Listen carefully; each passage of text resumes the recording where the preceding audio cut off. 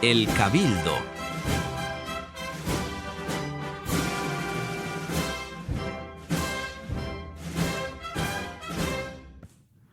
¿Qué tal? Muy buenas tardes. Bienvenidos a esta nueva edición del Cabildo. ¿Cómo estás, María José? Hola, muy buenas tardes, compañero y tocayo. Efectivamente. Pues muy bien, que estamos en la 10ª entrega. ¿Puede ser ya? Esto es la matrícula de honor. Es matrícula de honor. Es la máxima calificación posible. Esperemos que así nos consideren nuestros seguidores. Sobre el número 10 de esta nueva temporada, que nos vuelve a reunir aquí en esta tarde de lunes, pues para tocar normalmente siempre hacemos 2 bloques, ¿verdad? Uno casi siempre enfocado a la historia, ¿verdad? Somos nosotros muy... Bueno, Creo que nos gusta rastrear más allá de lo evidente. Nos gusta buscar la huella de la que surgen las circunstancias que ahora mismo somos capaces de ver, porque tienen un antecedente que igualmente podría explicar por qué son así, no de otra forma. Eso es, darle un fondo histórico, una significación a lo que vemos hoy actualmente, y si eso, pues bueno, pues contribuimos un poquito, ¿no? Desde la máxima humildad, pues a hacer esa poquita de labor de formación, ¿verdad? Para que cuando salgamos a la calle y nos enfrentemos, ¿no? a esa obra coral que es la Semana Santa de Sevilla, pues sepamos sacarle todo su jugo, tanto artístico como espiritual, ¿no? Así es, y nuevamente pues nos valemos de esa idea tan manida, pero a la vez tan válida, de utilizar como excusa algo de la actualidad para rastrear hacia atrás en el tiempo. Este fin de semana se celebraba el Vía Crucis del Santísimo Cristo de la Buena Muerte de mi Hermandad de la Iniesta, el primero en el calendario, además muy un Vía especial Crucis por eso, ¿verdad? muy consolidado desde hace muchos años y una imagen que este año va a tener un protagonismo añadido, ¿no? Entonces, a partir de ahí, también basándome en un artículo que he hecho yo para el boletín de la propia hermandad con ocasión de esta efeméride, vamos a intentar rastrear en los orígenes de la práctica piadosa del Vía Crucis. Sí, ¿Por qué es como es? ¿Por qué tiene esas condiciones? En fin. Exacto. Otras veces hemos tocado en el programa el Vía Crucis, pero desde una perspectiva mucho más local, ¿no? Hemos hablado de los orígenes del Vía Crucis en Sevilla, remontándonos a ese viaje del Marqués de Tarifa a Tierra Santa, pero en este caso sí que vamos a hacer un poquito más osado. Exactamente. Nos vamos a tratar de ir al origen de la cuestión. Exacto. Bueno, lo primero de todo, el Vía Crucis, creo que más o menos todo el que nos escuche tendrá idea, pero lo podemos situar por si acaso. Exacto. Y darle una referencia. Sí, en cuanto al concepto, ¿no? La oración se llama Vía Crucis, o bien separado, o todo junto Vía Crucis, que es una expresión latina que significa el camino de la cruz. Claro, según la filóloga latina que vive en mi casa y que además mi mujer, se diría Vía Crucis, pero creo que en nuestro lenguaje queda más sencillo de decir Vía Crucis porque todos lo entendemos y porque ya esa palabra se ha castellanizado. Estamos hablando de una práctica piadosa, de una oración, pero que tiene unas connotaciones, tiene unas características que la hacen un poco diferente a otras. Por lo pronto, en la práctica del Vía Crucis no es algo que alguien realice en la intimidad, como puede ser el rezo de un Padre Nuestro o puede ser cualquier otra oración. Es una práctica que es comunitaria. Eso es. Sí. Y eso viene del origen que ahora vamos a intentar desvelar. Sí, porque tiene una significación y una lógica. Ahora cuando lo expliquemos. Una de las características también es una oración que nace vinculada a un lugar muy concreto. En este caso, la Vía Dolorosa, que esto sí que lo hemos explicado, creo que fue en la temporada pasada, la Vía Dolorosa en Jerusalén. Sí, cuando hablamos de las 3 caídas de Cristo, eso me parece a mí. Sí, que es el lugar que se recorre no solo físicamente, sino espiritualmente durante las estaciones o episodios de la Pasión de Cristo, que ya veremos. Empezó haciéndose de manera física y luego se tuvo que hacer de manera espiritual. Eso es, sí.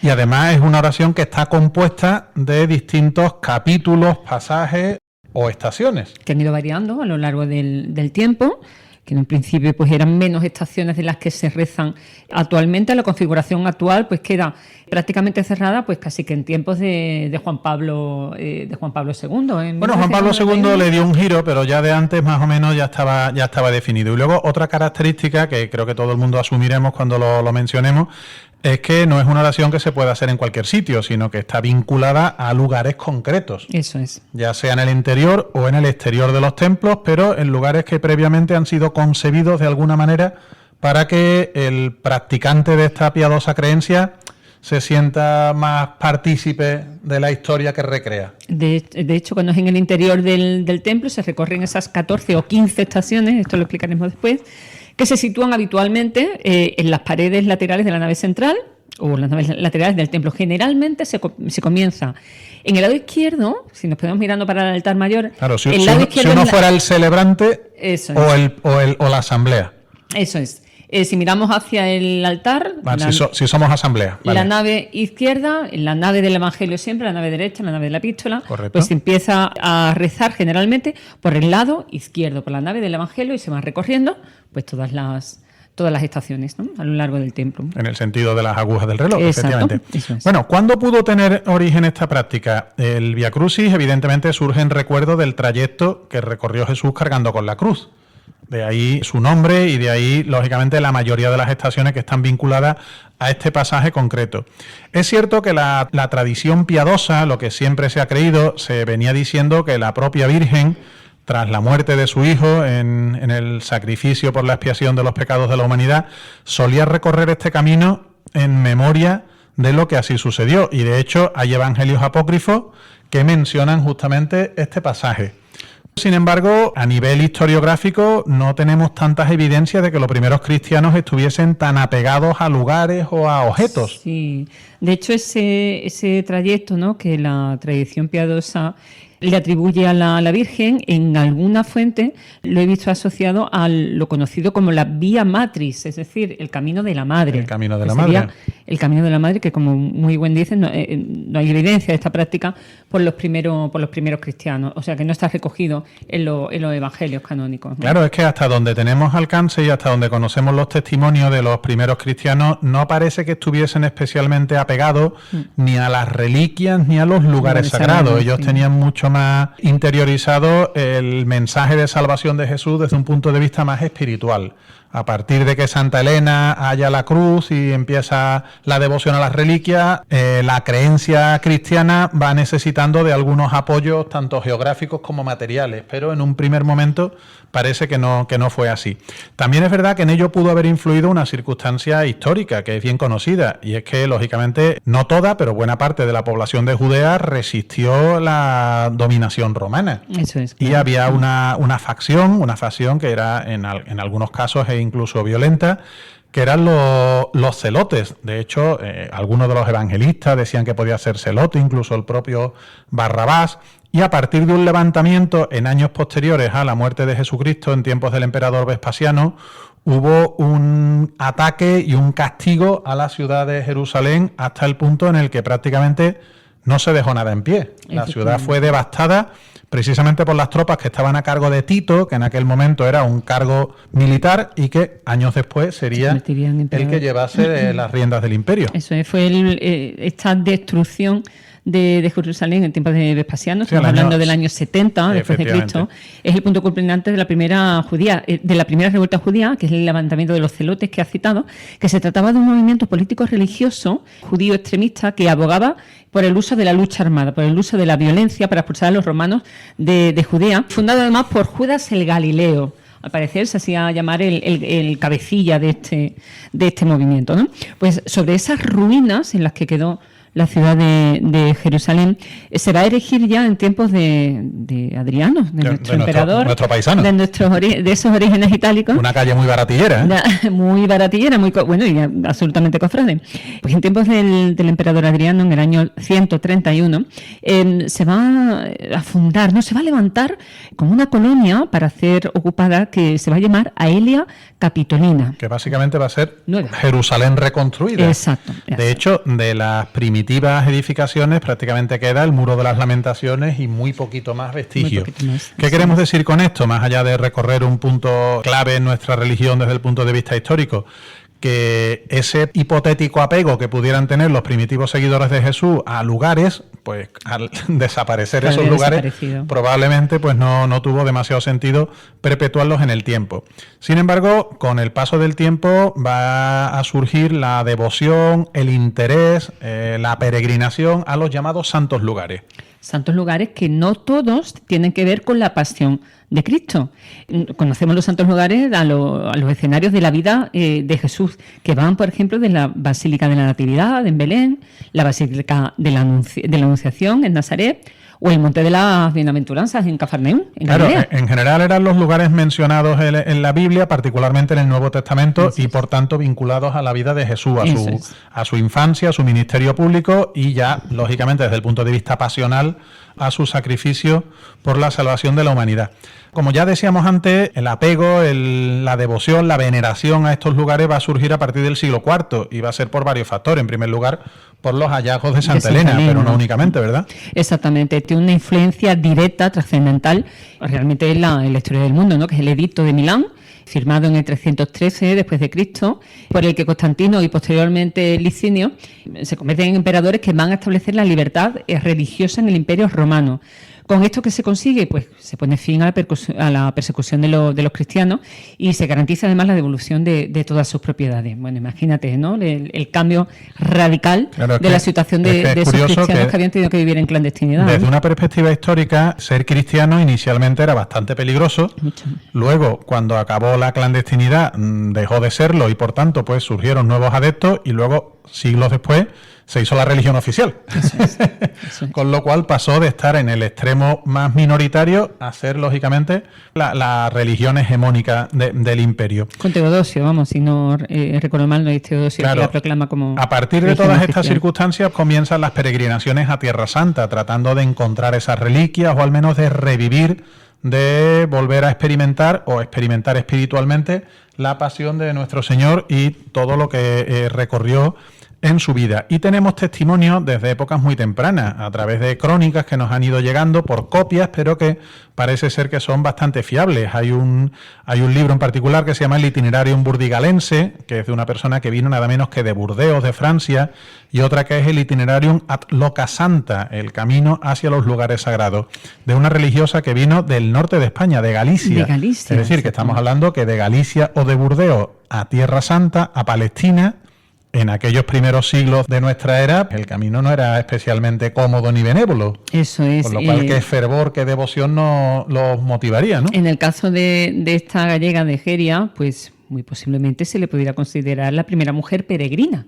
Claro, al menos de la que tenemos constancia histórica. Al menos de la que tenemos constancia histórica, efectivamente. En estos dos itinerarios, bueno, pues se hace un relato, se detallan las rutas, las ciudades visitadas y los lugares santos relacionados con la vida de Jesús, ¿no? Nos sirve, es una fuente absolutamente maravillosa, ¿no? Para describir un poco, pues, qué se encontrarían estas personas, estos cristianos del siglo IV, ya habían pasado cuatro siglos, que vieron en ese momento, ¿no? Pasados 4 siglos desde la muerte de Cristo, ¿no? Claro, a partir de lo que ellos fueron contando y en general de la sensación generalizada de que ir a Tierra Santa era en cierto modo tocar la divinidad, ser partícipe de aquello, efectivamente sentirse más cercano a la figura salvadora de Jesús. Pues lógicamente va surgiendo el interés por revivir y por localizar aquellos lugares. Pero verdaderamente se hace con poco rigor, muchas veces de manera poco trabajada o incluso directamente aquí es esto porque yo lo digo y a partir de aquí pues que me crean los que vengan detrás, ¿no? Sí, exacto. Bueno, incluso hoy día quizás hay que tirar un poco de imaginación, porque eso sí lo explicamos también la temporada pasada, ¿no? Son escenarios que están muy modificados el urbanismo a lo largo del tiempo y bueno, pues...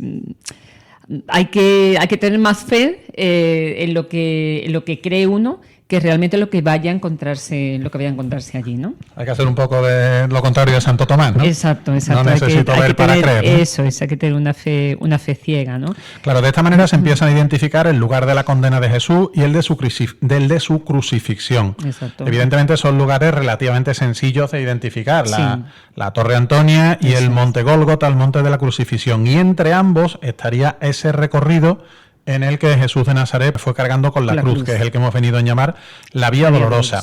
La Tierra Santa, a lo largo de la historia, ha tenido distintas propiedades, distintos pueblos que han ido gobernándola y no todos han hecho que sea posible para los seguidores de Jesús llegar hasta allí. Haciendo un recorrido muy, muy rápido, hablaríamos de la época romana, que llegaría que incluiría la destrucción de Jerusalén y llegaría hasta el primer cuarto del siglo IV, es que resulta un poco redundante, pero es que es así, hasta el año 324. A partir de ahí hablaríamos de una época bizantina que realmente fue inapreciable para la gente que vivió allí, que prácticamente se considera una continuidad y que es cuando se oficializa el cristianismo. A partir del año 638 llega una nueva cultura, una nueva religión, que es el Islam. Y en aquella época, llamada el califato, por lo general no se destruye nada, se permiten peregrinaciones cristianas, aunque es cierto que en algunos momentos se radicalizó mucho más el mensaje porque aquellos musulmanes querían ser igual de musulmanes que los que venían de Arabia y en algunos momentos pudieron resultar un poquito más extremos. Llegaríamos alrededor del año 1000 en el que desde Occidente se insta a las cruzadas con intereses mercantilistas y de otra índole, pero amparados en recuperar Tierra Santa para el culto cristiano. Estas cruzadas, algunas son exitosas, otras son fracasos estrepitosos, pero fomentan el auge de las peregrinaciones. A partir de finales del siglo XII, prácticamente coincidiendo con el levantamiento de nuestra Giralda, sobre 1187, los ayubíes son los que conquistan aquellas tierras y Saladino no las impide, en cierto modo las permite. Posteriormente con los mamelucos tampoco hubo muchos problemas, hasta que ya a principios del siglo XVI, en 1517, llegan los otomanos y a partir de ahí sí que se hace verdaderamente cuesta arriba que los cristianos puedan llegar a aquellas tierras. Cuando el Vía Crucis, hablaremos en unos minutos, ya se tiene que deslocalizar. Sí, han nombrado a Saladino, que es el fundador de la dinastía ayubí. Él no las impide, las permite, porque firma un acuerdo con Ricardo Corazón de León, en este marco de la cruzada tras la toma de Jerusalén en 1187. Los otomanos no es que las prohíban expresamente y de forma absoluta, sino que están sujetas a los caprichos políticos, los conflictos bélicos, porque hay peregrinaciones de cristianos etíopes, conflictos con Portugal, entonces sí que hay etapas en las que se prohíben, y además por las propias condiciones de seguridad, ¿no? Muchos de los peregrinos de los caminos son asaltados, ¿no? Son asaltados por los caminos y entonces pues sí que se reduce. Sí, son lugares inseguros. Son lugares inseguros y entonces al no tener garantizada la seguridad de los peregrinos en esta ruta, pues es verdad que aminoran bastante, ¿no? Decrecen bastante durante esta época. Claro, hemos hablado de la vinculación y de las circunstancias que permitían ir o no ir a Tierra Santa, pero en concreto, yéndonos al meollo de lo que es la práctica del Vía Crucis, no es más que una práctica que recrea los pasos que dio Jesús. Esta oración se va a ir completando en el tiempo en un proceso realmente lento y tiene en su principal motor a los franciscanos. Porque los franciscanos son sus principales impulsores a partir sobre todo del siglo XIV en la calidad de que son los custodios de los santos lugares. Eso es. Y entonces son los que van a ir marcando las pautas de cómo se tienen que hacer los actos de culto en dichos sitios, en dichos lugares. Custodios de Tierra Santa hasta el día de hoy, que siguen siendo los custodios de los santos lugares.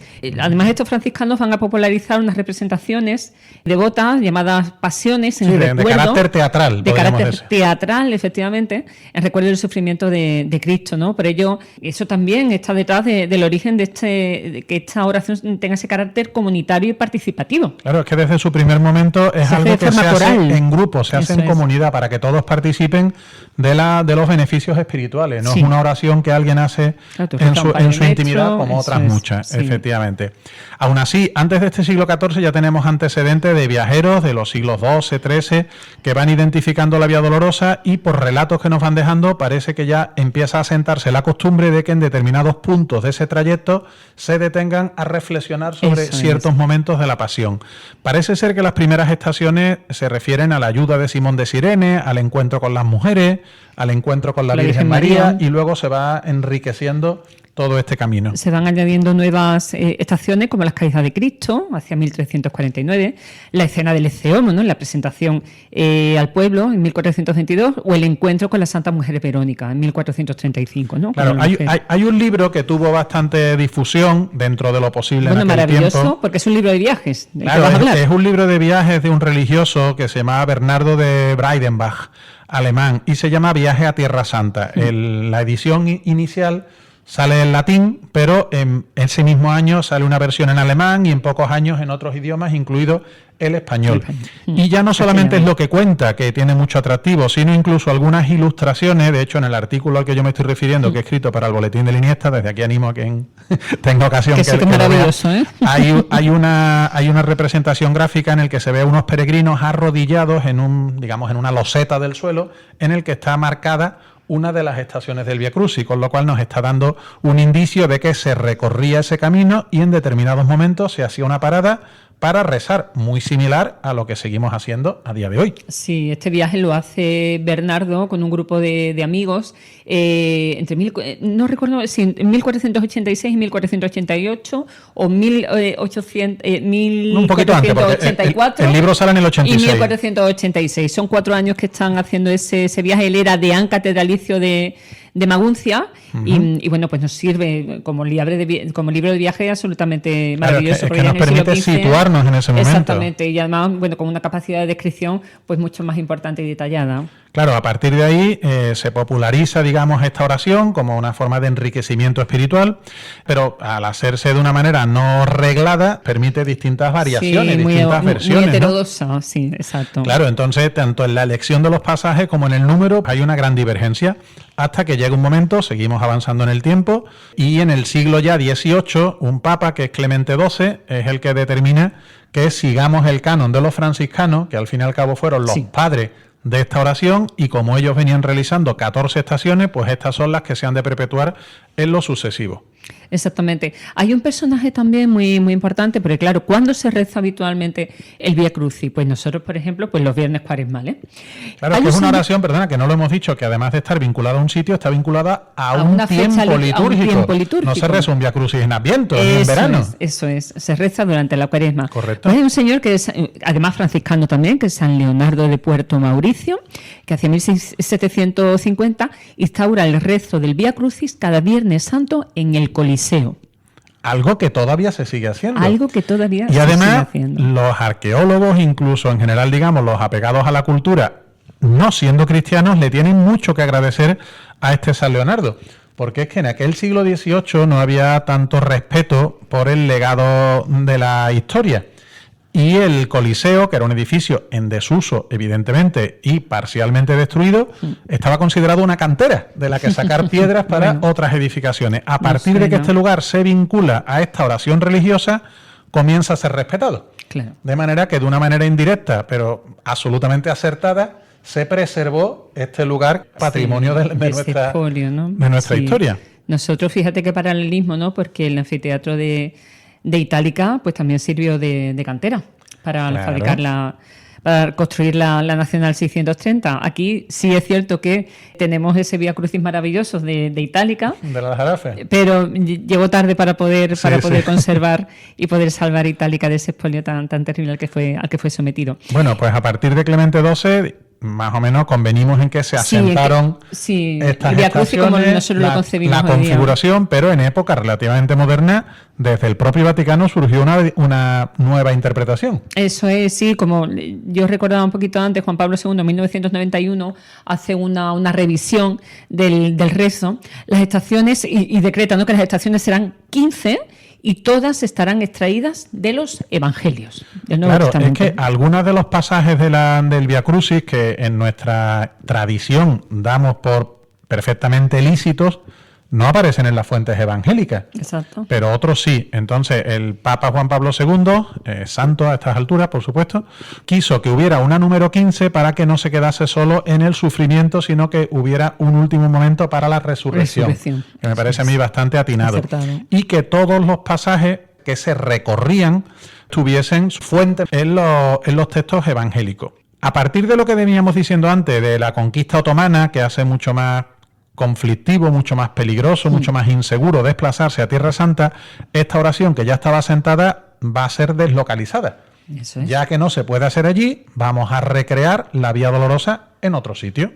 Exacto. Y de hecho se recrea, además de la distancia entre lugares emblemáticos, como ocurre aquí en Sevilla, en ese Vía Crucis de Pilatos, ¿no? De la casa de Pilatos. De la casa de Pilatos, que instaura el Marqués de Tarifa, pues incluso también se recrea la orografía del terreno, ¿no? Es una orografía muy, muy especial, ¿no? Se va a proponer un doble escenario para estas oraciones, en el interior de los templos o en el atrio de los conventos que pudieran tener, donde hay una serie de marcas en la pared o en las columnas que van a ser las estaciones, pero de una manera más popular se va a fomentar también su celebración en el exterior. Y se va a intentar reproducir tanto la distancia de la verdadera Vía Dolorosa como incluso su camino ascendente. Sí. porque dado que iba hacia el Calvario, pues se va a procurar que las últimas estaciones estén probablemente a las afueras de la ciudad, pero en un lugar más elevado que el anterior, de forma que ese recorrido evoque de manera mucho más fiable lo que Jesús tuvo que padecer. Aquí en las calles de nuestra ciudad, bueno, pues hay muchísimos ejemplos, ¿no?, de estaciones del Vía Crucis en pequeños azulejos que nos van marcando el camino, ¿no?, en nuestro Vía Crucis. Además es muy curioso sevillano, porque esos azulejos que recrean la distancia entre la casa de Pilatos y el templete de la Cruz del Campo, que en aquel momento estaba en el campo, ahora está en plena ciudad por el crecimiento urbanístico, se pusieron en los años 60 y lógicamente trataron de responder a las hermandades que había entonces. En aquel momento, uno de los pasajes del Vía Crucis era Jesús despojado de sus vestiduras. Pero la hermandad de Jesús despojado todavía no tenía las reglas, que le habían quitado por aquel supuesto escándalo de los años 40. Estaba castigada. El azulejo de Jesús despojado lo sustituye el Señor de las Penas de la Estrella. Y algunos de estos azulejos se actualizaron no hace demasiado tiempo, en el que se añadió el del Señor de la Salud de la Candelaria y no recuerdo ahora mismo cuál más.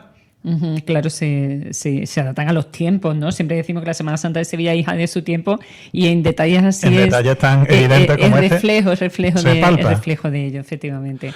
Bueno, pues estamos en tiempos de Vía Crucis. Claro, estamos ya a las puertas de la Cuaresma. Dentro de poco será el Vía Crucis del Consejo de las Hermandades, del Consejo de Cofradía, mejor dicho, que lo va a presidir el Cristo de la Buena Muerte, curiosamente cuando se cumplen 50 años de la primera edición de esta celebración conjunta de las hermandades de Sevilla. Y luego, pues todos los que tienen en regla numerosas hermandades que, si no lo tenían, lo han ido añadiendo y se han enriquecido estos cultos en las últimas décadas. Sí, de hecho, este fin de semana, además del Señor de la Buena Muerte de la Iniesta, hemos tenido también el del Señor de la Salud y Clemencia de Padre Pío, también.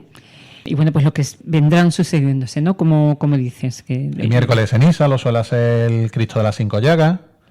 Y luego pues está el del Señor de la Sentencia, está el del Cristo Yacente y otros muchos que, si me pongo a decirlo, seguro que se me queda alguno el cautivo de en mi barrio también, que se echa todo el barrio a la calle a ver al Así Señor, que ¿no? nada, confiamos en que este recorrido histórico haya sido del agrado de nuestros amigos y que le hayamos podido desvelar algún dato que resultase desconocido. Eso es, y que, bueno, pues si nos encontramos en la calle un viernes de Cuaresma, pues rezando el Vía Crucis, porque ya sepamos un poquito más el significado, ¿no?, de esta práctica. Porque es así, porque se hace de esta manera, eso efectivamente. Así pues es. Nada, vamos a cortar porque ahora en un momentito montamos aquí la barra de chapa, que tenemos invitados que tienen que ver con algo de lo que hemos estado hablando, ¿verdad? Tienen que ver, decimos el color de la barra. El color de la barra va a ser azul y plata. Azul y plata va a ser. Pues ya me estarán entendiendo casi todo. Venga, pues volvemos en un segundito.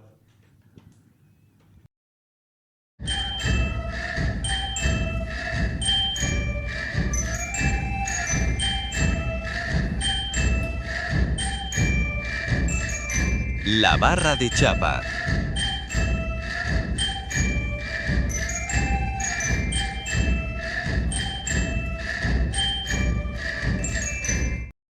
Bueno, pues ya estamos de vuelta en nuestra querida barra de chapas y hoy tenemos aquí dos invitados que a mí además me tocan de bastante cerca porque son de una de mis hermandades. De una de las tuyas, que ya nuestros seguidores se pierden con las hermandades que tú llevas para adelante.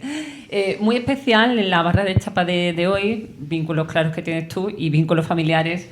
Mío, mucho. Para mí es yo siempre digo que San Julián es uno de mis lugares en el mundo. Yo tengo muy escogido y uno de ellos es el barrio de San Julián. Tenemos la inmensa fortuna de compartir hoy la barra con el hermano mayor de la Hermandad de la Iniesta y con su diputado mayor de gobierno. Nada, damos la bienvenida a Nico de Alba Jr., para diferenciarlo de su antecesor como hermano mayor, que fue su propio padre. ¿Qué tal, Nico? ¿Cómo estás? Muy bien, encantado de estar aquí con vosotros. Pues enormemente contento de que estés. Y también tenemos a mi tocayo José Mari, en este caso José Mari Maroto, diputado mayor de gobierno, al que le ha gustado el cargo porque además repite en su segundo mandato consecutivo. Hola, buenas tardes, encantado de estar con vosotros. Bueno, pues la primera pregunta obviamente, ¿cómo se encuentra la hermandad a día de hoy? Estamos ya a las vísperas de la Cuaresma, tenemos un culto especial este año, tenemos muchas ganas de ese Domingo de Ramos. No sé, contadnos qué se palpa, qué se vive por allí.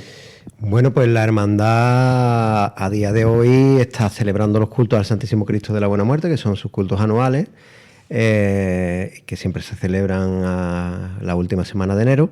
Nosotros, yo por lo menos siempre digo que la Cuaresma en San Julián empieza en enero, ¿no? Porque caiga donde caiga la Semana Santa, los cultos empiezan a final de enero y eso ya hace que la hermandad ya se ambiente pre-cuaresmal, ¿no? De preparación, que este año todavía se ha intensificado más, porque claro, la Cuaresma viene cargada de un culto extraordinario, como habéis comentado, ¿no? Que es el Vía Crucis de las Hermandades de Sevilla.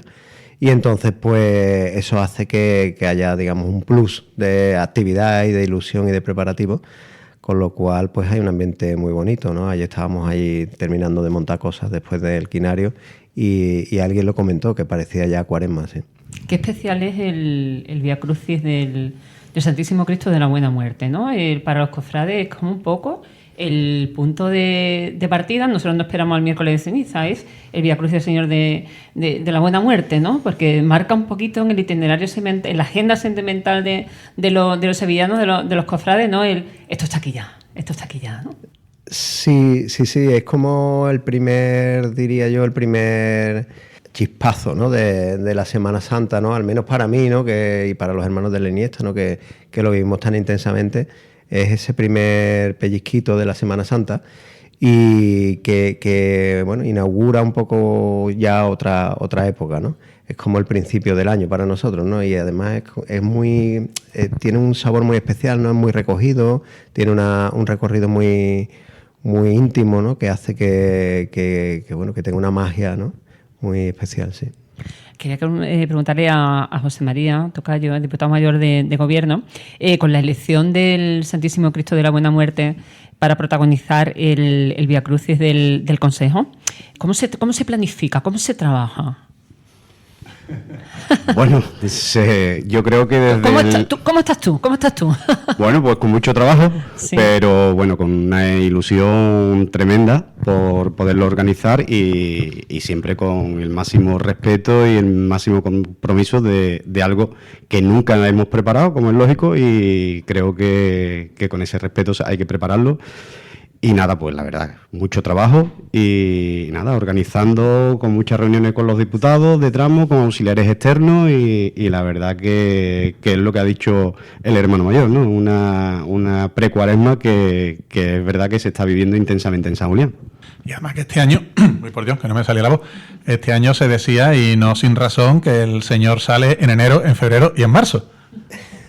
¿Montamos algo para abril ya por seguir la inercia? No, yo creo que con esos tres ya va bien, ¿no? Ojalá que todo salga bien y que efectivamente salga esas 3 veces, ¿no? Siempre sale 2, ¿no? Siempre sale en su Vía Crucis y después el Domingo de Ramos, y este año pues vamos a tener la oportunidad de disfrutarlo una vez más, ¿no?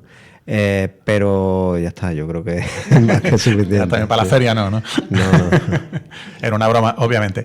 Se venía hablando de si para el Vía Crucis del Consejo va a ir como tradicionalmente, va a ir de otra forma distinta.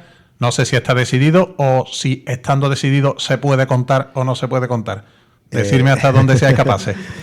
Mira, es la pregunta del millón, porque yo no sé ya cuántas veces me la han hecho. Y bueno, la cuestión es, como tú bien sabes, el Cristo de la Buena Muerte es una imagen muy grande. Aparte de su tamaño, tampoco es hueco, pesa mucho y además tiene un cajillo muy grande, ¿no? De manera que el Cristo sale por la puerta muy justo el Domingo de Ramos y de hecho se baja en el paso, prácticamente se entierra hasta las rodillas y sale con la cruz, vamos, con el castillo cuando hizo la cruz midió la puerta de San Julián sin ninguna duda, porque el Cristo sale a centímetros del suelo, ¿no? Cuando sale. Entonces eso dificulta mucho técnicamente cambiar la posición. El Cristo en su Vía Crucis anual sale la posición que sale no por casualidad, sino porque es más cómodo para la puerta y es más bueno, y si no, no podría entrar en los conventos en los que entra, ¿no? En este caso, bueno, como no vamos a entrar en los conventos, parecía lógico plantearse otras opciones y en ello estamos, pero ahora mismo técnicamente no tenemos todavía la seguridad de que eso esté plenamente resuelto, ¿no? Porque claro, ahí no vamos a hacer ningún experimento, eso tiene que estar garantizado que sale bien y que además se hace de una manera digna, ¿no? Y que no tenemos que hacer ninguna maniobra extraña ni nada que no sea lo solemne y lo serio, ¿no? En el mejor sentido de la palabra, que requiere el momento, ¿no? Entonces, bueno, pues estamos trabajando, eso es lo que te puedo decir. Bueno, hemos estado hablando del Vía Crucis que organiza la hermandad, tanto el que ha tenido lugar este fin de semana, porque hablamos hoy lunes, este cabildo, desde el lunes por la tarde, pero ya ha sido el Vía Crucis tradicional del Cristo de la Buena Muerte en la última semana de enero. Nos metemos ya de lleno en Cuaresma, Domingo de Ramos, una de las jornadas señaladas en rojo, en esa configuración problemática que tenemos de la Semana Santa, con múltiples cambios de orden en el día. ¿De qué forma se están intentando ajustar las piezas? ¿Habéis tenido reuniones entre los hermanos del día? ¿Pensáis que este año quizás se puedan tocar más teclas para poder darle solución? ¿O dónde puede estar la solución del Domingo de Ramos? Contestamos un poco los dos, ¿no? Porque sí. Yo creo que aquí hay cuestiones que hablamos entre hermanos mayores, que son, vamos a decir, más de fondo, ¿no? No sé muy bien como de grandes problemas, ¿no? Y después está la logística técnica de los minutos y de que llevan los diputados mayores de gobierno, en la que yo me pierdo completamente, porque esto está llegando a unos grados de complejidad que a veces son alarmantes, ¿no? Porque hay que entender una cosa clara, ¿no? Que es que el Domingo de Ramos es uno de los días con más nazarenos de la Semana Santa, y además es un día que es festivo, tiene mucha gente en la calle, es el primer gran día, por decirlo de alguna manera, ¿no? Con permiso de las vísperas, y bueno, eso lo dota de muchas particularidades. A eso hay que sumarle que es un día que está creciendo. Desde el conteo de 2023, que era el último que teníamos, hasta el de 2025, han sido, si me corrige el diputado de gobierno, 2.000 nazarenos más. Unos 2.000 nazarenos. Es decir, estamos hablando que se ha incrementado el día en una cofradía más, en la práctica, ¿no? Una cofradía grande, además una cofradía grande, no es como si le metemos una cofradía más al día.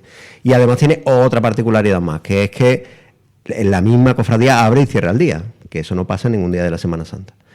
Con lo cual, pues eso complejiza todo, porque el amor, yo creo que con buen criterio, como es lógico, y cualquiera querría, pues no quiere empezar muy pronto, tampoco quiere acabar muy tarde. Y eso un poco nos obliga a todos a estar en tensión, ¿no? Constreñidos ahí en medio para que todo cuadre, ¿no? Claro, eso pues ha llevado a probar múltiples fórmulas de cambio de orden y tal, por intentar evitar bloqueos, ¿no? Que es lo que al final ocurre, ¿no? Que una hermandad se pare en algún momento y eso pare toda la carrera oficial. La fórmula de este año, que es una fórmula que nosotros, bueno, propusimos a través del diputado mayor de gobierno hace ya años, es una fórmula que yo creo que tiene algunas virtudes con respecto a otras, y es que quitando el principio y el final del día, todas las demás cofradías van alternativamente saliendo de la catedral hacia izquierda y derecha, y eso puede descongestionar, esa es nuestra esperanza, descongestionar el día, ¿no? Y bueno, en eso, esa es la apuesta, digamos, ¿no? Yo tengo mucha fe en que funcione, que salga bien. Después hay que ver eso en la calle cómo de verdad se desarrolla, ¿no? Bueno, como bien ha dicho el hermano mayor, bueno, esto es, desde el año 2022 estamos trabajando en ello. Nosotros, cuando el 27 de septiembre del 2022 hubo un pleno de hermanos mayores y nos entregaron a los diputados mayores de gobierno los criterios, un dossier con los criterios del Consejo, desde ahí estamos trabajando. La Hermandad de la Iniesta en ese momento puso hasta 5 propuestas en lo alto de la mesa del Consejo. Hubo 29 propuestas de todos los diputados mayores de gobierno del Domingo de Ramos. Y bueno, yo creo que estamos buscando las alternativas desde ese año que funcionen mejor para el Domingo de Ramos. Y yo creo que todas las hermandades pues estamos colaborando, y como no puede ser de otra forma, la Hermandad de la Iniesta siempre va a colaborar por el beneficio de la jornada. Así que yo creo que este año, bueno, pues esa alternancia casi perfecta, que es uno de los importantes criterios que está llevando el Consejo, se cumple en el Domingo de Ramos, y esperemos que todo se desarrolle bien. Con la propuesta de este año, que la idea es que optimice y que aún así pueda haber algún problema, pero que sea menor, ¿a qué lugar le tenéis un poquito de más respeto, pensando que si algo falla puede ser a lo mejor el atasco generalizado? Siempre se ha venido hablando de la zona de la calle Franco, Plaza del Pan, Alfalfa, ese sector.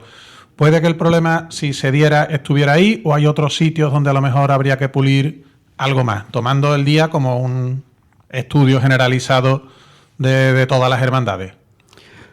Bueno, técnicamente, con las reuniones que hemos tenido ya con los diputados mayores de gobierno y el delegado del día, creemos que la propuesta de este año, al tener esa alternancia casi perfecta, no debe de haber ningún contratiempo y que toda la jornada se desarrolle de la mejor manera.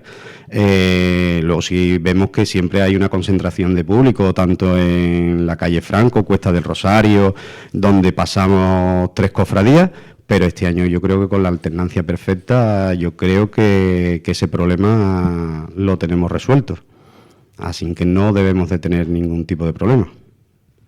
Sí, vamos, no sé. Yo ya te digo, ahí el diputado mayor de gobierno es el que tiene más criterio, ¿no? Pero a mí me da que si somos capaces, todas las hermandades, de intentar tener nuestro palio en hora en la puerta de palo, eso va a ser una de las claves, ¿no? Es decir, si somos capaces de sacar el paso de palio más o menos en hora, eso garantiza que la siguiente, que ya va hacia otra dirección, tiene la salida libre y puede avanzar, y eso va a dar mucha fluidez al día. Esto tiene esa ventaja, tiene un inconveniente, bueno, que no debería serlo, pero que es que este año sí se nos van a ver las vergüenzas, ¿no? Por decirlo de alguna manera. Antes, aquí, bueno, ya nos conocemos, ¿no? Y era fácil también echar un poco la culpa al que llevas delante, es que no me dejan andar, es que no puedo, es que va muy lento el que llevo delante o va muy rápido el que llevo detrás. Este año, una vez que salimos de la catedral, la mayoría no llevamos a nadie ni delante ni detrás. Entonces, ahí se va a ver un poco... ¿Las ganas de andar o no? Nico, vosotros lleváis tu junta de gobierno, lleváis unos meses, ¿no? ¿Cuánto tiempo lleváis? Llevamos un año. Un año ya. Un año qué rápido pasa el tiempo, ¿verdad? ¿Qué hermandad os encontrasteis? ¿Con qué salud? Muy buena. Yo, hombre, tengo que decir también que es que, claro, la hermandad que nos encontramos era la hermandad en la que era hermano mayor mi padre, que te voy a contar. Que además, ojo, que es seguidor nuestro, es seguidor del Cabildo. Así que le mandamos un saludo a don Nicolás de Alba. Sí, un saludo y un beso de mi parte. Yo creo que la Iniesta está en un momento dulce, ¿no? Por decirlo así de alguna manera, o que también es una responsabilidad, porque estamos creciendo, tenemos capacidad de hacer cosas, de llevar adelante proyectos, y entonces, ¿no? Los aficionados a los toros dicen que los toreros buenos se ven con los buenos toros, ¿no? Porque si el toro es bueno, te dejan ridículo si tú no sabes, ¿no? Y yo diría que ahora, siguiendo con el símil, la Iniesta ahora mismo es un toro de los buenos, es decir, que está haciendo las cosas muy bien, los hermanos responden, los cultos están llenos, la cofradía funciona, la casa está llena, ¿no? Entonces, eso es muy exigente para una junta de gobierno, porque no puede hacerlo mal cuando tus hermanos lo están haciendo bien, no tienes que estar a la altura de la hermandad, pero también muy ilusionante, porque yo creo que a poco que los proyectos vayan avanzando y que las cosas vayan saliendo como queremos, la hermandad va a dar un salto de calidad, ¿no?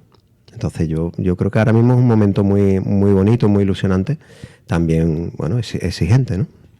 Yo quería preguntaros por 2 efemérides que este año además se van a celebrar y que considero que todos tenemos presente. Una de ellas es que se cumplen 50 años de la presencia de los hermanos costaleros debajo de los pasos, que supuso un cambio, pues lógicamente todos los años 70 respecto al paradigma sobre el que las hermandades se movían. Y luego ya a nivel mucho más particular de nuestra hermandad, que una banda que no es de la hermandad lleve 50 años detrás del Cristo no pasa todos los días. Y el binomio Santa María Magdalena, Santísimo Cristo de la Buena Muerte, creo que es algo absolutamente indisoluble. ¿Cómo se vive desde la Junta de Gobierno estos aniversarios? Supongo que con mucha ilusión, ¿no? Sí, sin duda. Porque, bueno, es lo que estamos hablando, ¿no? La hermandad está recogiendo frutos de cosas que se han estado haciendo bien durante mucho tiempo. No es casualidad que la banda lleve 50 años. Lleva 50 años porque se ha estado haciendo bien las cosas, ¿no? Y se ha dado lugar a un sello propio, ¿no? Como bueno, a mucha gente dice, ¿no? Es decir, que no se entiende el Cristo con otra música. y eso le da una personalidad a la cofradía y al paso, ¿no? Un icono del Domingo de Ramos. Es un icono, claro. Entonces, eso no es fácil de conseguir. Vamos, ya diría, son contados los pasos que tienen esa identidad tan potente, ¿no? Entonces, eso hay que saberlo crear y después hay que saberlo cuidar, ¿no? Con la banda de Aral tenemos un vínculo, como tú has dicho, indisoluble. Son hermanos nuestros y bueno, San Julián es también Aral y Aral también es San Julián un poco, ¿no?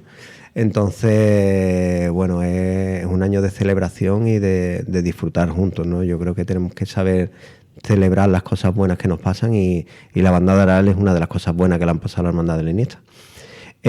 Igual con los hermanos costaleros, yo el otro día tuvimos la Igualá y es un gustazo estar allí en la Igualá porque efectivamente no sé cómo serán otras hermandades porque esto cada uno en cada casa pasan las cosas de una manera y de otra y a veces los costaleros y los hermanos costaleros pues parece que hay problemas, hay historias, ¿no? En San Julián los costaleros son hermanos, ¿no? Hermanos de verdad. Yo no sé cuántos familiares, amigos, hermanos tengo debajo de los pasos y son gente que vive la hermandad, que viene a los cultos, que de verdad participan como hermanos de la hermandad, no son... A lo mejor hay algunos que se lo vienen a sacar a los pasos, pero son contados, ¿no? La mayoría son gente muy antigua de la hermandad que le pone mucho corazón a esto, ¿no? Y eso, pues, una vez más, yo también creo que es el fruto de que se han estado haciendo las cosas bien muchos años. Y bueno, pues algo que también tenemos que celebrar, ¿no? Que ahí estamos pensando a ver cómo le damos forma a eso, sí. José María, habla tu hermano mayor, habla Nico de ese crecimiento de la Iniesta, ¿no? De la buena salud, del buen momento que vive la hermandad. ¿Cuántos nazarenos saca el Domingo de Ramos la hermandad? Pues ¿En el último conteo? ¿O papeletas que repartisteis, ¿no? Papeletas de sitio el año pasado fueron 1.668 papeletas. Uh-huh.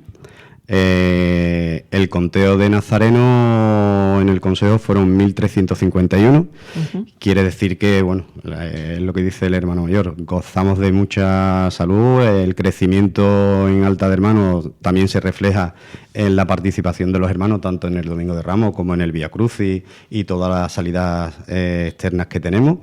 Y bueno, sí es verdad que ese porcentaje de nazarenos que no, desgraciadamente, no pasan por la carrera oficial es porque tenemos también, que es algo vivo que tiene la hermandad, ¿no? Que son los peques, son los niños más pequeños, que es, si Dios quiere, será el futuro de nuestra hermandad y en el cual cuidamos mucho. Desde el año 2022 venimos creciendo en los tramos infantiles, en la cual se está haciendo una labor bastante importante por ellos y ha tenido una gran acogida por los padres de los más pequeños de la hermandad. Y sí es verdad que, bueno, en carrera oficial pues hay un 75% que en un momento dado pues no pasan por la carrera oficial, pero sí es verdad que venimos creciendo en ello y el año pasado fueron hasta 250 hermanos los que salieron en los tramos infantiles. Uh-huh. La verdad que estamos muy contentos. Claro, que es un recorrido largo, ¿no? Porque estáis en la calle unas 10 horas, podéis estar. Bueno, nos habla una hermana de Santa Genoveva que nos llevamos 13 horas. Entonces, bueno, todo lo que sea por ahí por debajo me parece poca cosa. Pero bueno, que sí que es un recorrido largo, ¿no? Estáis al norte del centro histórico. O sea, que llevar, ¿no? Como diputado mayor de gobierno, yo que mi hermano ha sido diputado mayor de gobierno en Santa Genoveva y sé un poquito cómo se organiza, ¿no? La responsabilidad de llevar tantos hermanos pequeños, ¿no? Cómo se organiza toda esa cofradía en la calle, ¿no? Tienes que tener tu equipo de confianza, ¿no? Que al final es el que articula el camino, ¿no? De esa peregrinación que hace San Julián a la Santa Iglesia Catedral, ¿no? Que repitas de nuevo. O sea, es porque confían en ti, porque eres muy bueno y además porque te gusta, ¿no? Pues sí, la verdad es que, bueno, yo soy diputado de tramos desde el 1994. Luego he estado 13 años de auxiliar del diputado mayor de gobierno y, bueno, confío en mí, Nicolás de Alba, Nico padre, y, bueno, y Nico hijo pues volvió a confiar en mí estos 4 años y bueno, no hay una manera mejor de responder que con trabajo. Esto es una diputación que tiene mucho trabajo, una gran responsabilidad, que es lo que vosotros decís, que es tener esa cofradía, que al fin y al cabo manejamos unos números de 3.000, 3.200 personas en la calle, entre costaleros, bandas y nazarenos, y la verdad es que lo has dicho usted ahora mismo, es la plena confianza que yo tengo en el equipo de diputados y auxiliares externos que llevo. Las reuniones yo puedo dar todas las herramientas posibles, pero el Domingo de Ramos son ellos los que trabajan. Y la verdad que hay un equipo que muy humano, con mucha responsabilidad, y la verdad que todo lo que gestionamos, gracias a Dios, y todo lo que se habla en la reunión, al final sale, pero eso, con mucho trabajo y mucha ilusión. Este año tendremos podado el árbol de la Plaza del Duque, ¿no? Porque menudo susto nos pegamos. Sí, bueno, la verdad que fue... Tendremos que ya echarle una miradita, ¿no? A ver un si, susto en ese momento. A ver si Pues la sí, señora mira, Delia Rincón se ha pasado por allí. Bueno, la verdad que nosotros, a través del cuestionario que entregamos siempre en el Consejo, a través de la plataforma, revisamos todo el recorrido. Sí es cierto que, bueno, ahí la parte de la carrera oficial por la que pasamos todos es un poco, como todos los diputados mayores de gobierno, entendemos que eso lo organiza el Consejo. Ya le digo, el año pasado, el mismo Viernes de Dolores, estábamos quitando un cable en la calle Trajano todavía, ¿no? Y sí le puedo decir que como diputado mayor de gobierno, la última vez que hago el recorrido normalmente suele ser el sábado víspera al Domingo de Ramos. Madre mía. Por si hay algún imprevisto. Así que bueno, pero bueno, que se quedó, gracias a Dios, en una anécdota. La hermandad supo recomponerse a esos 15 minutos que estuvo el señor parado en plena campana y nada. Este año hemos mandado ya a la plataforma la poda del Duque también. Al final, con buena voluntad se sale de todo. Yo quería preguntaros a los dos, que os conozco de muchos años y que sé que lleváis toda la vida en la hermandad y además sois de familia arraigada en San Julián. ¿Vuestros primeros años, vuestros primeros recuerdos de la hermandad, cómo son? Entiendo que os llevaron de la mano, que lo habéis visto desde chiquitito, pero seguro que hay algún momento, alguna estampa que os sigue resultando vigente. Sí, venga, pues yo voy a decir dos imágenes. Una desde fuera, ¿no? Desde fuera, de verme desde fuera, es una imagen que yo no recuerdo porque soy muy pequeño, pero tengo esa foto. Y es el portal de la casa de mis padres, vestido de nazareno, con 2 años prácticamente, al lado de mi padre, los dos vestidos de nazareno. Y eso es de esa foto de los años finales de los 70, ¿no? Que tiene un tono color pero desvaído, ¿no? Así medio sepia, que tiene mucho sabor, ¿no? Para mí, esa es, aunque hay algunas fotos más por ahí, ¿no? Que estoy más pequeño, ¿no? Que también vestido de nazareno, pero estoy solo y dentro de la casa. Esa foto en la calle ya, en la tarde del Domingo de Ramos, con mi padre, para mí es como, ¿no? Mi momento fundacional mítico, ¿no? de nazareno de San Julián, ¿no? Hay una segunda parte de esa foto que estoy ya con el capirote puesto con 2 años, porque yo era así de intenso desde chico. Y después, desde dentro, para mí había un momento entrañable siempre, que era ir a ver a los abuelos. Mis abuelos vivían en la Plaza de la Moravia, allí, como bien sabéis, justo al ladito de la iglesia de San Julián, y entonces para nosotros un rito innegociable, antes de entrar en San Julián, subir a darle un beso a los abuelos.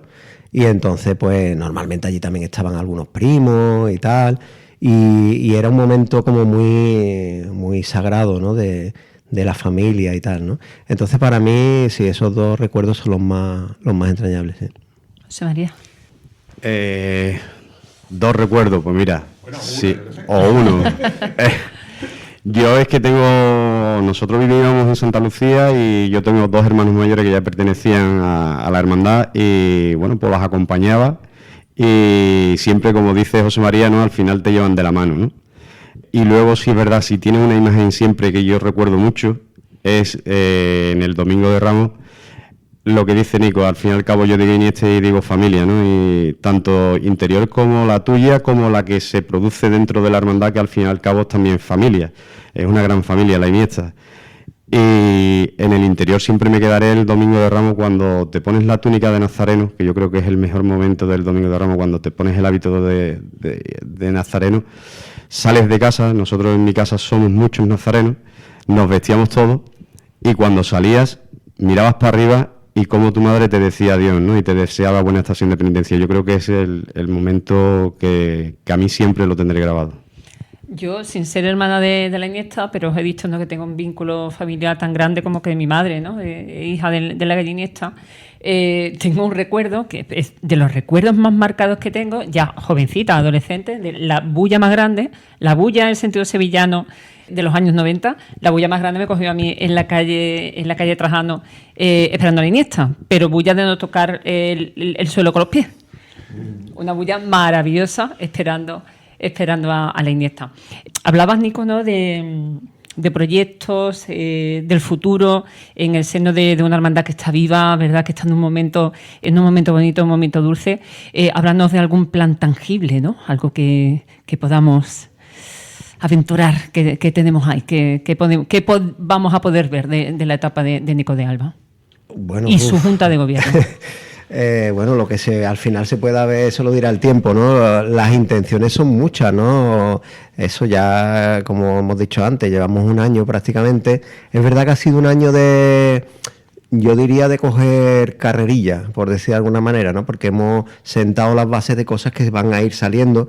También es verdad que ya en las hermandades, creo yo, como en otros ámbitos de la sociedad, tenemos que ser capaces de levantar un poco la mirada y no pensar tanto en el corto plazo y de sentar las bases de proyectos que caminen más a medio largo plazo y que le den a la hermandad continuidad y solidez. No podemos estar queriendo hacer todo en 4 años para quedar bien y ganar unas elecciones o lo que sea, ¿no? Porque yo creo que por lo menos ninguno de los que estamos ahora en la Junta de Gobierno estamos pensando en eso, sino que lo que estamos pensando es en el bien de nuestra hermandad, ¿no?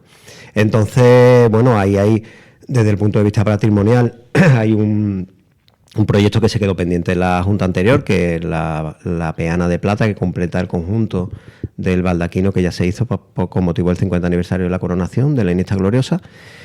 Ese proyecto ya está funcionando, la plata está comprada, por suerte, porque está ahora la plata como para comprarla. Y entonces va a empezar los orfebres, Orfebrería Ramos ya ha tomado medidas, están trabajando en el desarrollo del dibujo y eso va a empezar a materializarse ya, de manera que esperamos que en el año próximo la Virgen de la Iniesta Gloriosa pueda ya estrenar también su peana de plata. Más a medio largo plazo, pues tenemos el mantenimiento y mejora de los bordados del paso de palio, sobre todo el manto, ¿no? El manto de la Iniesta tiene 100 y pico de años y varias restauraciones y tiene mucho trajín, porque lo que estamos hablando, ¿no?, son muchas horas en la calle, los candelabros de cola, la acera, esto, lo otro, ¿no? Entonces tenemos que, ya también hemos hablado con Manolo Solano y bueno, la intención es ir acometiendo también ese proyecto, teniendo en cuenta que bueno, que eso se va a llevar más de este mandato, seguro, ¿no? Pero bueno, nuestra ilusión es que los hermanos acojan el proyecto con las mismas ganas que tiene la Junta de Gobierno y que eso pueda permitir que perdure en el tiempo, ¿no?, independientemente de quién sea la persona que lleve las riendas de la hermandad en el futuro próximo.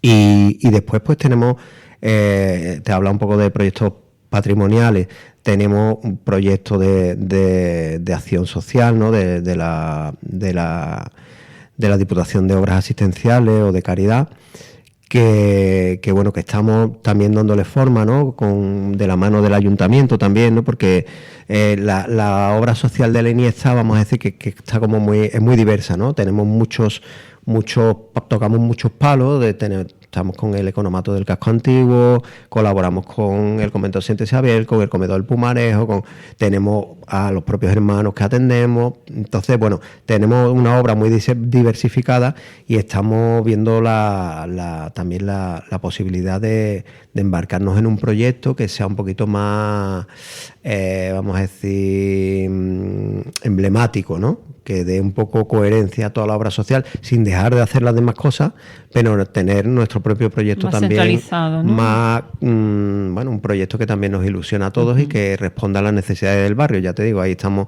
hablando con el ayuntamiento y yo creo que en poco tiempo podremos ya pues poner eso en marcha, pero ahora mismo pues todavía está en fase de embrionaria, por decirlo de alguna manera, sí. Hermano mayor, esto yo porque lo he escuchado y bueno, pues aprovechando que está hoy aquí con nosotros, lo voy a preguntar, que a lo mejor no tiene ningún tipo de fundamento, pero ahí se escucha en la hermandad algún rumorcillo de una posible coronación canónica para la Virgen de la Iniesta Dolorosa. Bueno, eso es algo que alguna vez ha salido por ahí, ¿no? Yo no...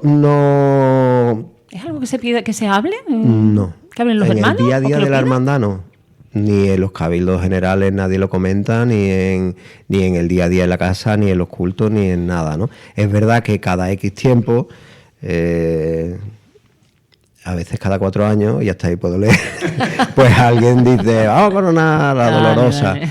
Pero bueno, no es algo que tenga un eco especialmente sólido en la hermandad, ¿no? Es verdad que la Iniesta, la coronación de la Virgen Gloriosa supuso un antes y un después en la vida reciente de la hermandad y todavía perdura, ¿no? esa fuerza de la coronación de la Iniesta Gloriosa. También la Iniesta Gloriosa tiene mucha devoción en la hermandad, más de la que desde fuera quizás se percibe, ¿no? Sí. y eso hace que los que de verdad estamos en el día a día tengamos, bueno, digamos, esa parte, ¿no?, de la coronar a nuestra Virgen ya la tenemos cubierta, ¿no? Si de todas maneras surgiera un clamor popular, así que no lo creo, pero bueno, si surgiera, pues la Junta de Gobierno, que está para servir a sus hermanos, pues seguramente se lo tendría que plantear, pero ya te digo que hoy por hoy la hermandad no está reclamando ese tipo de cosas, por lo menos yo no lo percibo. Bueno, yo me queda poco más que agradeceros vuestra presencia y sí quería preguntaros una cosita. Lleváis ya muchos años con puestos de responsabilidad en la hermandad. ¿Se echa de menos coger un cirio, coger una vara y que otro organice la cofradía y que otro tome las decisiones? Háblame con franqueza. Se echa de menos a veces la intimidad de no tener que, bueno, eso de estar pendiente de nada y que poder estar, digamos, disfrutando de tu estación de penitencia al margen de todo, ¿no? Y que todo lo, bueno, pues que no tenga que pasar por ti, ¿no? Ni haya que tomar decisiones, ni haya que estar pendiente de las cosas. También es verdad que no sé si José Mari tiene esa sensación, yo cada vez la tengo más, ¿no? Que es que cuando uno pasa por aquí ya esto no se te quita, ¿no? Quiere decir que aunque yo ya no esté, que llegará un día que no estaré, por supuesto, como debe ser, y hay otras personas que estén al frente de la hermandad, yo donde esté estaré pendiente, porque al final uno ya le invierte tanto a esto, tantas ilusiones, tantas ganas, ¿no? Yo tengo un amigo que dice, ya yo en la vida lo tengo todo resuelto y no hay nada que me quite el sueño, salvo mis hijos, y tengo la dolorosa sospecha que eso será hasta que me muera, ¿no? Pues me pasa un poco como eso, ¿no? Es decir, que yo tengo la dolorosa sospecha de que yo ya siempre estaré preocupado por la hermandad hasta que me muera, porque al final uno le pone tanta vida a esto, ¿no?, que sea como sea, pues uno va a estar preocupado porque las cosas funcionen, estén bien, y aunque no dependan de uno y uno no esté tomando las decisiones, pues desde la barrera estará intentando ayudar en lo que sea necesario y sufriendo si hay que sufrir, porque esto también es una parte, como ha dicho muy bien José Mari, de nuestra familia y de nuestra casa, ¿no? Bueno, ¿qué te voy a decir yo? Que te he comentado antes que desde el año 94 soy diputado de tramo, ¿no? Y ahora mismo, pues es cierto que cuando termine este mandato, pues lo echaré de menos, pues claro que lo echaré de menos. Y eso es lo que dice Nico, ¿no? Al final, lo que has trabajado durante tanto tiempo, al final siempre estaremos pendientes. Y yo me ofrezco desde el día de hoy que el diputado mayor de gobierno que llegue, pues yo estaré a su servicio para servir a la hermandad y a trabajar como el primero en todo lo que se pueda ayudar. Aquí estamos y nada, y si no, pues cogeremos nuestros cirios, en fin. Lo importante, yo creo, de un domingo de Ramos es vestir la túnica de nazareno, esté en la posición que esté. Pues por mi parte reitero el agradecimiento y si hay alguna otra cosita que se os haya quedado en el quintero y queréis añadir, pues tenéis los micrófonos, y si no, pues esperando que llegue ese domingo de Ramos, para el que ya cada vez queda menos. Bueno, el Domingo de Ramos y el Vía Crucis General de las Hermandades, que va a ser un hito, ¿no? El día 23. En la historia contemporánea de la hermandad, y allí estaremos para celebrarlo. Bueno, pues ha sido un gustazo auténtico, es muy especial. Bueno, José María, mi compañero, porque es su hermandad, y a mí, bueno, porque por ese lazo de sangre que me une con San Julián. Muchísimas gracias.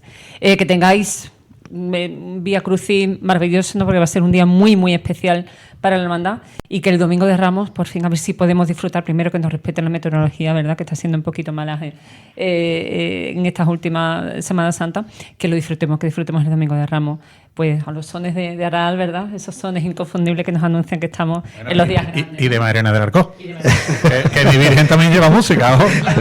Que creo que hay una persona pendiente de eso, no sé quién será, ¿eh?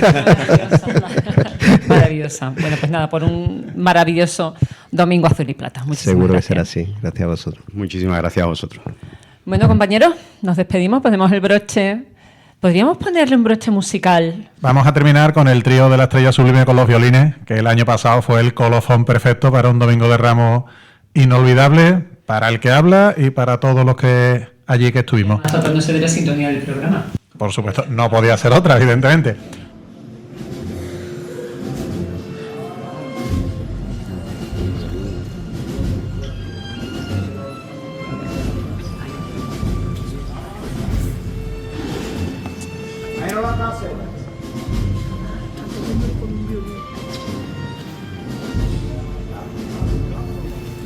Sigue de izquierda adelante.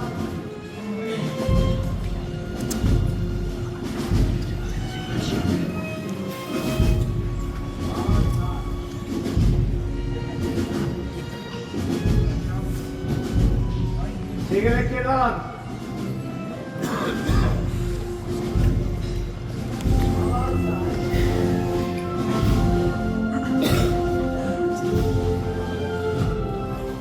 Pues nada, a todos ustedes los emplazamos ya para la próxima semana en lo que será el Cabildo número 11, del que no desvelamos nada, pero que estamos preparando unos contenidos seguramente muy interesantes. Sean felices. Síguenos en nuestras redes. Hasta el próximo programa.